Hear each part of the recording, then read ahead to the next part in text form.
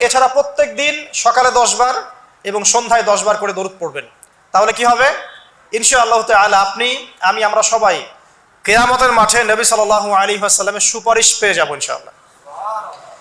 সুপারিশ সম্পর্কে একটা হাদিস শুনিয়ে দেই, যথেষ্ট হবে ইনশাআল্লাহ। নবী সাল্লাল্লাহু আলাইহি ওয়াসাল্লাম বলেছেন, আমার উম্মতের যে ব্যক্তি, যে কোনো ব্যক্তি, নারী পুরুষ, সাদা কালো, বাঙালি, পাকিস্তানি, আফগান, সিরিয়ান, যেখানকার মানুষ হোক না কেন, যে কোনো ব্যক্তি, সে যদি শিরিক না করে মারা যায়, আল্লাহর সাথে শিরিক করে নাই, এই অবস্থায় মারা গেছে, নবী সাল্লাল্লাহু আলাইহি ওয়াসাল্লামের সুপারিশ তার উপর ওয়াজিব হবে ইনশাআল্লাহ।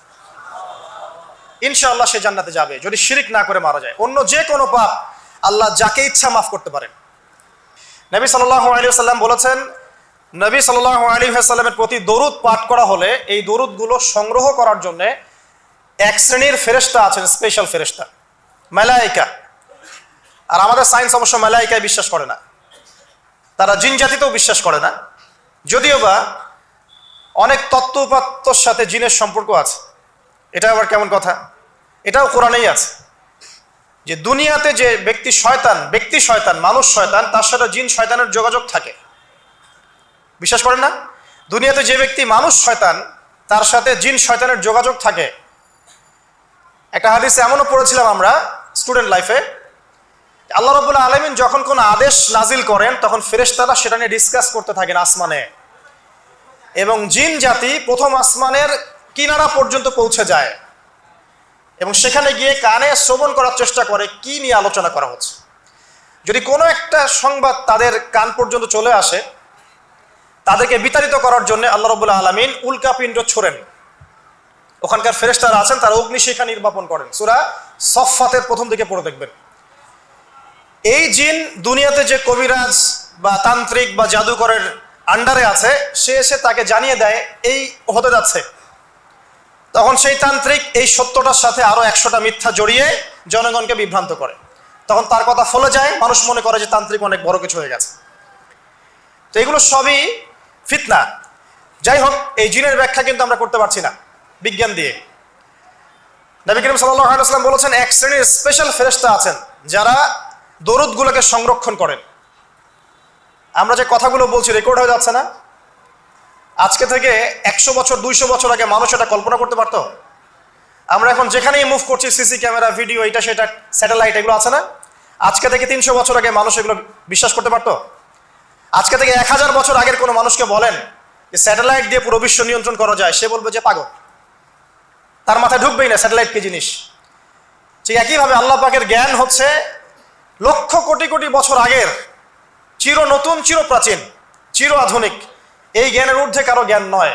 এই জন্য এখন এগুলো কথা অনেকেই প্রশ্ন তোলে যে ফেরেশতা আবার কি জিনিস, জিন আবার কি, ইসলাম এগুলোতে কেন বিশ্বাস করে? সুবহানাল্লাহ।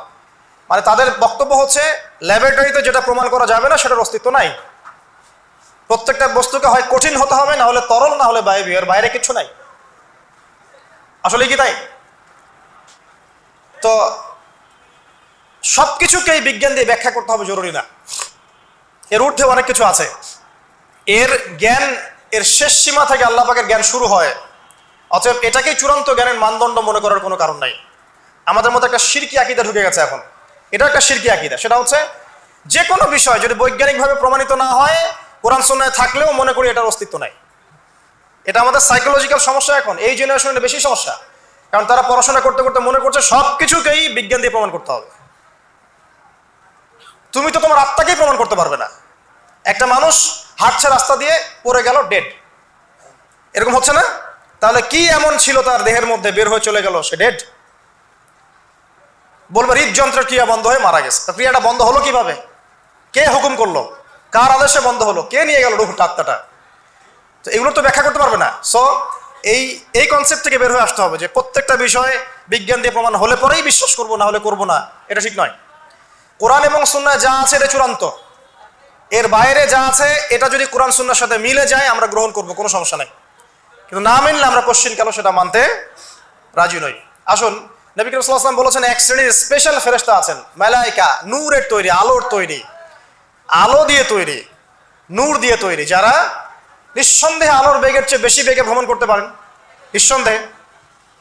আচ্ছা, তো তারা স্পেশালি এই দরুদগুলোকে সংগ্রহ করেন দরুদ এবং সালাম এটাকে সংগ্রহ করেন, করে নবী সাল্লাল্লাহু আলাইহি ওয়াসাল্লাম পর্যন্ত পৌঁছে দেন।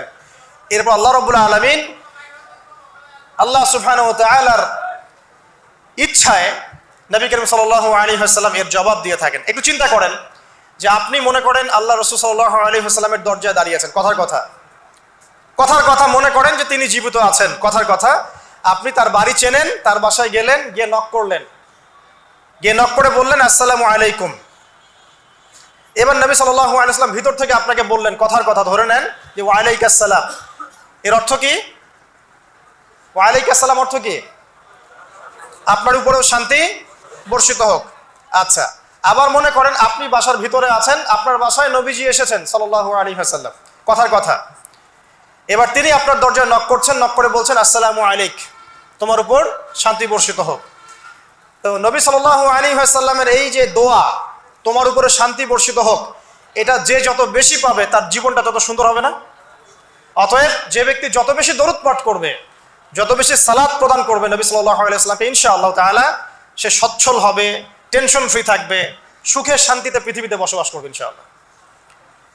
আর সুখ বলতে আমি শুধুমাত্র চাকচিক্য বোঝাচ্ছি না, বাড়ি গাড়ি স্ট্যাটাস বোঝাচ্ছি না। সুখী হওয়ার জন্য টাকা যথেষ্ট না। অনেক সময় দেখবেন কোটিপতি মানুষ সুখী নয়, একজন ভ্যান চালক সুখী। সুখ টাকা দিয়ে কেনা যায়? সুখ বলতে মনের সুখকে বোঝানো হচ্ছে। আল্লাহ পাক আমাদেরকে বোঝার তৌফিক দান করুন। আমি যেটা বলতে চাচ্ছিলাম, জুমার দিনে বেশি থেকে বেশি নবীর উপর দরুদ পাঠ করতে হবে। কোন দরুদ পাঠ করব? একটা সংক্ষিপ্ত দরুদ আছে, পড়তে পারি আল্লাহুম্মা সাল্লি ওয়া সাল্লিম আলা নবিয়িনা মুহাম্মদ, এটা পড়তে পারি। আরেকটা আছে আল্লাহুম্মা সাল্লি আলা মুহাম্মাদিন ওয়া সাল্লিম, এটা সংক্ষিপ্ত। আর যদি আপনার সামনে নবীর নাম উচ্চারণ করা হয় বলবেন সাল্লাল্লাহু আলাইহি ওয়াসাল্লাম। অথবা সবচেয়ে সেরা দরুদ হচ্ছে দরুদ ইব্রাহিম, আল্লাহুম্মা সাল্লি আলা মুহাম্মদ ওয়া আলা আলি মুহাম্মদ কামা সাল্লাইতা আলা ইব্রাহিম ওয়া আলা আলি ইব্রাহিম ইন্নাকা হামিদুম মাজিদ। আল্লাহুম্মা বারিক আলা মুহাম্মদ ওয়া আলা আলি মুহাম্মদ কামা বারাকতা আলা ইব্রাহিম ওয়া আলা আলি ইব্রাহিম ইন্নাকা হামিদুম মাজিদ। এটা প্রথম আমল, জুমার দিনে করবেন। বেশি বেশি দরুদ শরীফ পড়তে হবে।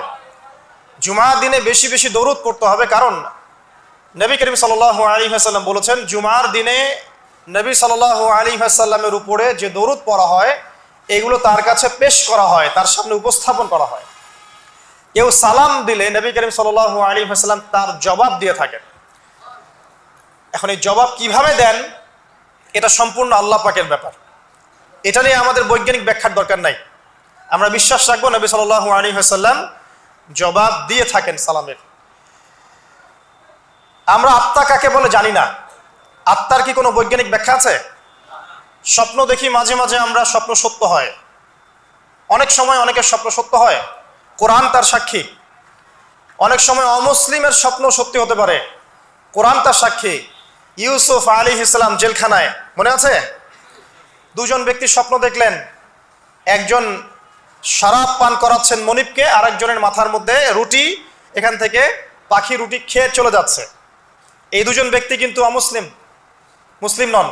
তারপরে ইউসুফ আলাইহিস সালাম বললেন একজন নিষ্কৃতি পাবে এবং তার মালিককে সে শরাব পরিবেশন করবে, সে মুক্ত হয়ে যাবে সামনেই, অচিরেই।